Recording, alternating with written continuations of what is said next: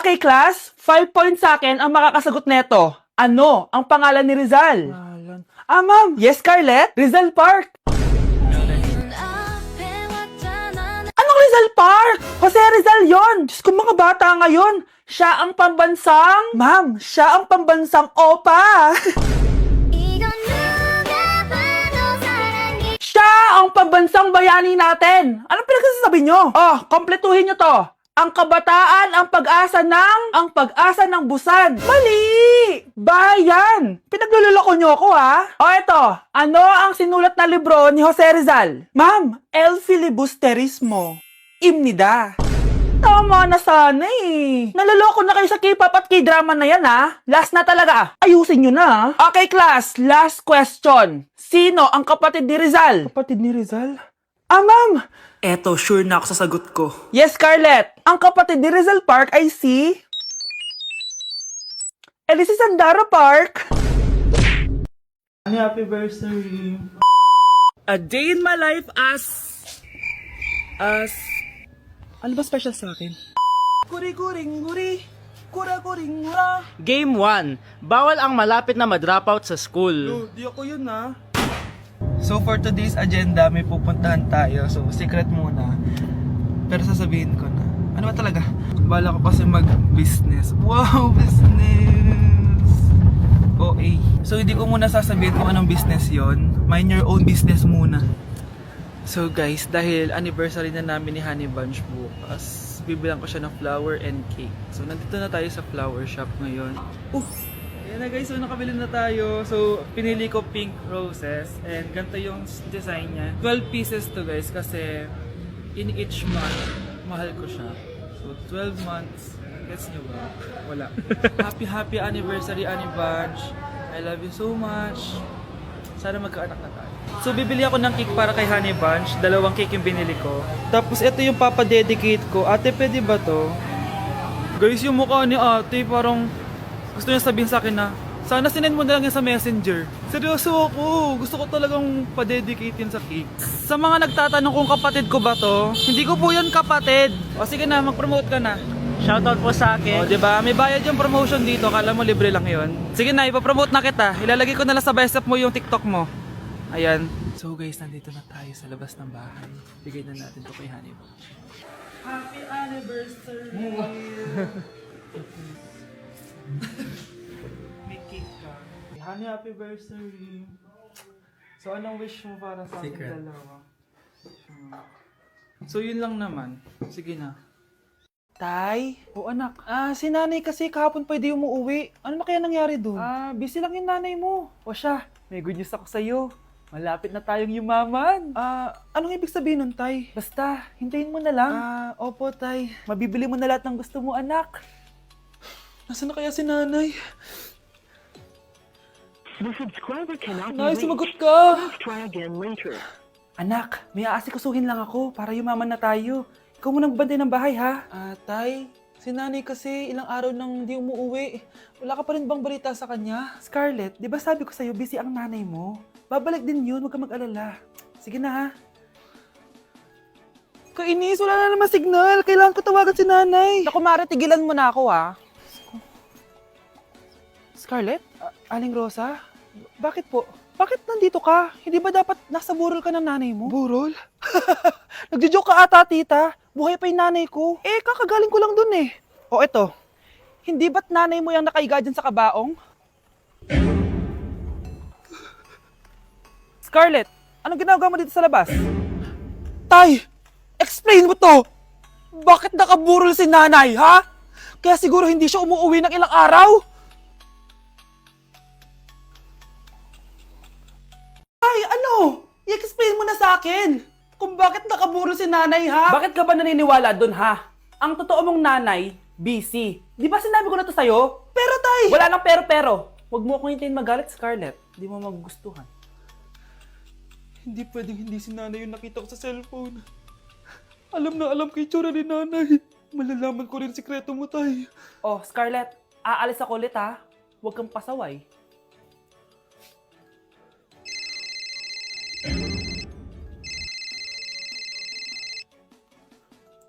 Nasa yung cellphone ko. Hello po. Pwede na po maklaim yung 10 million peso na galing sa insurance ng namatay niyo pong asawa. Insurance? Pasaway ka talaga? Pinatay mo ba si nanay, ha? Para makuha yung insurance niya? Hindi mo naiintindihan, anak. Napakahayop mo! Tatawag ako ng polis! Itigil mo yan, anak! Nay, buhay ka? Oo, anak. Nagtago ako. Pag nagsumbong ka sa polis, masisira lahat ng plano namin ng tatay mo. Hindi ko maintindihan. Ano nangyayari? Pinatay ko ang kakambal ng nanay mo. Para maniwala sila na siya talaga ang namatay. At makuha natin ng mga pera sa insurance. Sawang-sawa na ako sa buhay na to. Marami akong pangarap, anak. Gusto ko na gumanda yung buhay natin. Naririnig niyo ba yung mga sarili niyo, ha? Hindi ba kayo natatakot sa mga pinaggagawa niyo? Kung yayaman tayo sa maling paraan at sa paraan na magtatago ka sa pulis, Nay, itigil niyo na to, please. Please lang. Nay, kamusta na po kayo ni tatay? Eto anak, okay naman. Ikaw, kamusta ka na? Eto Nay, malapit ako matapos ng college. Sana paglabas niyo ni tatay, marami na akong ipon. Huwag kang mag-alala anak, konti panahon na lang. Magkakasama ulit tayo ng tatay mo. See you, Nay. Miss ko na kayo. See you soon, anak. Hey, sweetheart. Will you marry me? What's your name? Wow! Yung mga gusto ko eh. Mga suplade effect. Playing hard to get. Gusto mo manood tayo ng sine? I'll pay. No problem with that. Excuse me, may boyfriend na ako. Okay lang yun. Hindi naman ako seloso eh. Pero ang boyfriend ko, seloso. Huwag mo sabihin, kalbo na naman yung boyfriend mo. Ha? Sino kalbo? Yung pangit yung kalbo. Yan ang boyfriend ko. Sa larangan, lansangan, Ito lang. Ang boyfriend ko din to eh. Ba't nandito ka? Saan mo nasabay ka lang? Ha? Ano ba yan? Tama nga. Hindi na tara na. Nay, tinatamad ako pumasok. Diyos ko mga kabataan ngayon. Kami nga, tumatawid pa kami ng ilog at bundok. Nayo, ito award mo. Ang ganda mo, be. Ano ka ba, be? Ako na to eh. Ikaw na talaga yan. Mas inuna pa mag-makeup kaysa maligo. Yes! Hoy, ikaw babae ka. Puro ka cellphone. Eh, ikaw nga buong araw nakikipag-chismisan dun. May sinabi ba ako? Be, ang lungkot mo siguro, no? Kasi wala kang jowa. Mas okay na yung walang jowa kaysa sa walang mama. Ang boring naman. Maginis kaya ako. Anak, maglinis ka na nga ng bahay. Ay, matutulog na lang pala ako.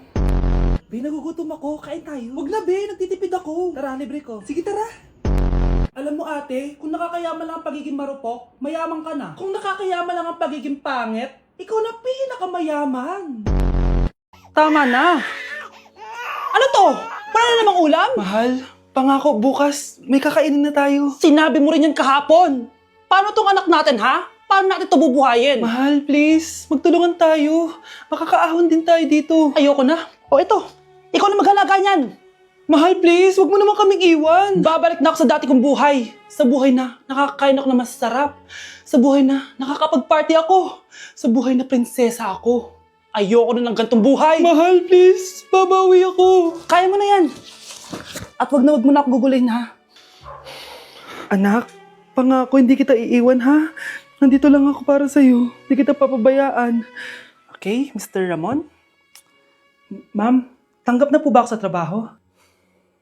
Sorry sir. Based sa resume mo, hindi ka pala nakapagtapos ng college. Ang hanap po namin is college graduate. Uy Ramon, mukhang galing ka sa interview ah. Natanggap ka? Hindi nga eh. Baka may alam kang pwede kong pasukan ng trabaho.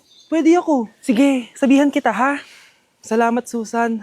Dami naman basura dito. Ramon! May hiring daw yung kakilala ko at pwede ka daw doon magtrabaho. Ha? Talaga? Sa wakas, mabibilin ko na lahat ng pangangailangan ng anak ko. May anak ka pala? Oo. Iniwan kami ng nanay niya dahil di niya kaya tong gantong buhay. Hayaan mo, hindi mo deserve yun. Wow! Ang bilis! May pumalit na agad sa akin? Mali ka nang iniisip. Alam mo ba Ramon, nabibili ko na lahat ng gusto ko ngayon. Kumakain kami sa magandang restaurant at nakatira ako sa mansyon. Ha? Honey, tara na. Ipag-shopping pa kita mamaya. Baka malit pa tayo sa dinner natin. Okay, honey. Papunta na. At ikaw babae ka. Kung ayaw mong masira ang buhay mo, layuan mo yung lalaking yan.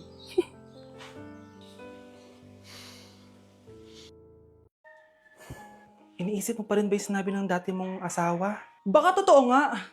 Na isa lang akong hampas lupa na hindi nagaganda ang buhay. Ano ka ba? May anak ka na umaasa sa'yo. Tsaka, magkakatrabaho ka na, di ba? Hindi ko na alam. Sobrang bigat na. Pero salamat, Susan. Napagaan mo loob ko.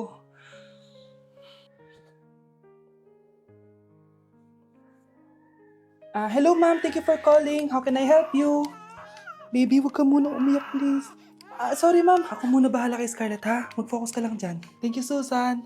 Yes, ma'am. I will help you. Scarlett, pagtanda mo, magiging proud sa'yo ang tatay mo.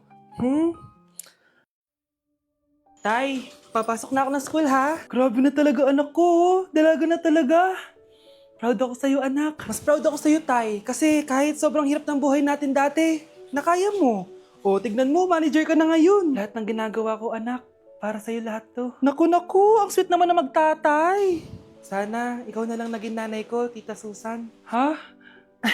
Ano ka ba, Scarlett? Oh, sige na, malilate na pala ako. Bye tayo, bye, Tita. Hi, first day of school. Sana maging masaya tong chapter ng buhay ko. Kailangan may picture ako. Hoy, cellphone ko! Akala mo ba makakatakas ka? Balik mo yan. Miss, cellphone mo ba to? Cellphone ko.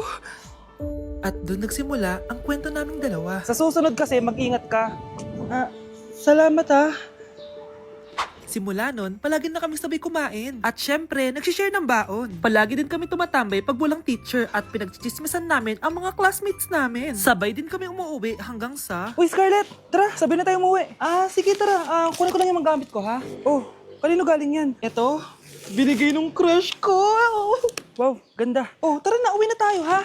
Di na pala ako sasabay umuwi. May gagawin pa pala ako. Sige na, ha? Hoy, sabi mo sabay tayo umuwi. Ano nangyari dun?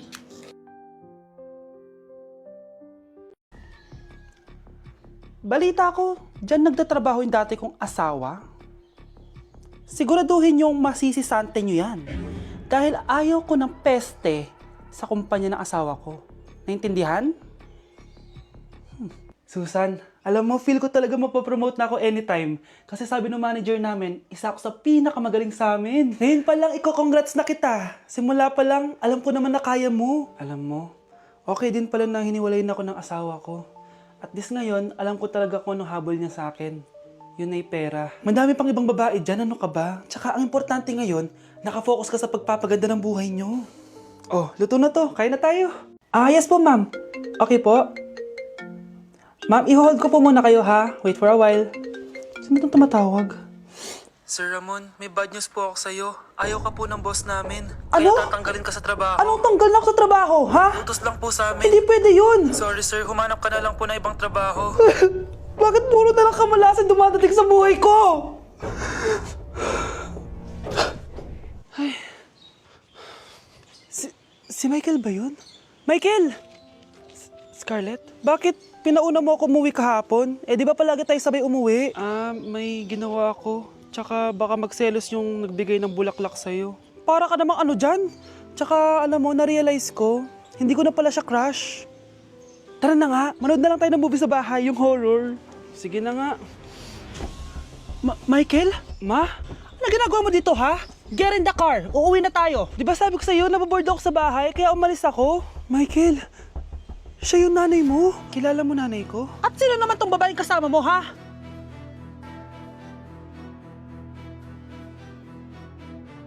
O anak, babayaran ko na tuition mo, ha? Ano yun, anak? Nagmumukbang ka? Hindi. Coping mechanism ko to para hindi ko muna siya maisip. Alam mo, Nay, baka kailangan ko lang talaga umalis ng bahay. Tsaka, may kukunin ako. Ang gastos talaga kapag bagong break, no? Oh, ano na naman yung kukunin mo? Kukuha ako ng BDO Pay card kasi balita ko, it works like an ATM card but with no initial deposit and no maintaining balance. Totoo ba, anak? Yes, Nay. You can use it to pay in stores tapos you get to enjoy mga deals and rewards if you link your BDO Basic account to your BDO Pay. Paano naman kumuha yan, anak? Madali lang, Nay. Just sign up for a BDO Basic account and once approved, pwede ka na pumunta sa nearest branch to get your BDO Pay card.